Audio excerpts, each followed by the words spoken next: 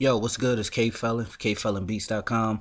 And I wanted to shoot this video real quick because I had a producer ask me, how do you give your beats that full surround sound feeling? So I wanted to shoot this to kind of demonstrate how he could do that. I'm guessing that's the question that he was trying to ask. So this is the best way that I could possibly show him. I got these melodies from my man Freddie Tracks. We're using this track to work on a movie soundtrack or some commercials that a friend and business partner of mine, she reached out to me, asked me for some music or whatever. So I reached out to my man Freddie. So shout out to him.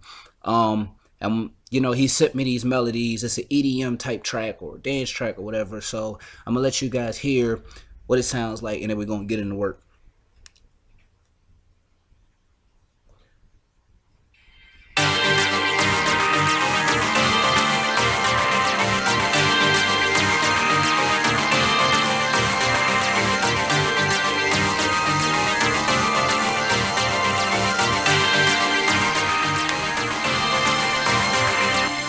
So as you can hear, it's a lot going on. We got it's like 9 different melodies going on here. So we're gonna go through this real quick. So I just want y'all to kind of pay attention and just follow along what we're doing. So what I'm doing. So what I did is I took the ARP in this harmonized sound and I panned them 25% left and right.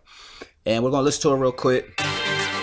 So as you can hear, immediately it gives the track a little bit more depth because now they're standing out a little bit more. You know what I'm saying? They're not in the middle. They're not mono with every other sound within the beat or whatever. So with these two right here, I'm gonna pan them. Ooh, excuse me. I'm gonna pan them 50% to the left and to the right. Okay, so basically I'm just spreading each instrument out and sitting them in a little pocket somewhere so everything can be heard. Okay. So as you listen to it, now the hits, you can hear them a little bit better. That noise sound you can hear a little bit more because it's standing out. You know what I'm saying? Because they're panning. They're not mono. When you keep things mono and you're not panning certain instruments, it interferes with everything else. And you want to be mindful if you're trying to get that surround sound feel. Panning is probably the best way to do it. So a few other things that you could do, but I would say panning is like one of the best things to do because it gives the track a little bit of a different feel. Now with these two, the guitar and the strings or the stringy sound, I panned them 75%. So now you can hear every sound. You know what I'm saying? So every sound is sort of like hands on a clock. You got a sound at 1 o'clock, you got one at like 3 o'clock, and then one at, you know what I'm saying, 5 o'clock. So everything is sitting in a different spot so your ears can pick them up. And like as it goes through the beat, different things, you'll be able to pick them up. I have these strings. On my strings, I have a stereo shaper. I'm gonna take it off. Now with the stereo shaper, what basically I'm doing is I'm kind of panning it in both speakers to give it a stereo feel. So as you can hear, like I had the stereo shaper off, now it's on, so the sound is kind of like spread to both speakers, you know what I'm saying? And the only sound I really keep mono out of all the melodies is this new synth right here. Just because it's like heavy, and I wanted to keep that in the middle. So that's kind of what my ears was telling me with that. So I wanted to keep that sound in the middle. And I got this spacey sound.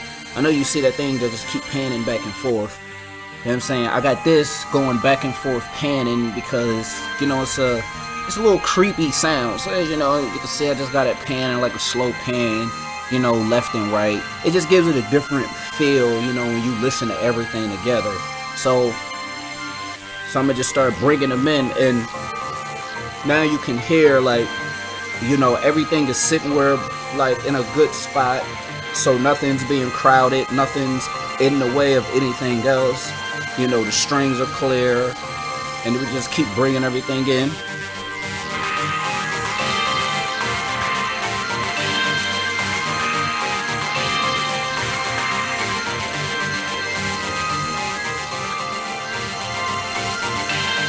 you know. And so now I'm gonna just let y'all hear with everything. So, you know, you want to pan a lot of these instruments because, you know, you got your claps. I got my claps going here, so I got my claps panning. Then I got my kicks. Now my kicks are mono, and I got my claps. I usually, with the Lex clap, I usually have that stereo shaped as well, but I wanted to keep that in the middle for this specific track.